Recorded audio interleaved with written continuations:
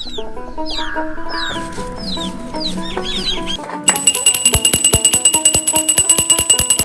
ওঠ, আজ তো পয়লা বৈশাখ। আমি নিম হলুদ বেটে রেখেছি, স্নানটা সেরে নে। ও মা, আর একটু ঘুমোই না। না, আর ঘুমোতে হবে না, ওঠ। ওই গো, দেখো কি এনেছি। দাঁড়াও, আসছি। ধরো, ইলিশ মাছটা একটু ভালো করে রান্না করো তো। আরে, আবার ইলিশ মাছ কেন আনতে গেলে? বাড়িতে তো মাংস আছে।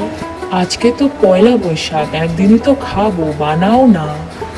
এই, তোদের স্নান হয়ে গেলে খাটের ওপর নতুন জামা কাপড় রাখা আছে, পরে নিস।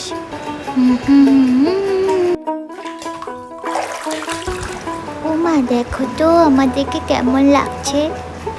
দারুণ লাগছে দুজনকে। ও মা, আজকে আমরা হালখাতা করতে যাবো না? হ্যাঁ, যাবি তো। আগে খেয়ে নে তাড়াতাড়ি, তারপর সন্ধেবেলায় নিয়ে যাব। শুভ নববর্ষ।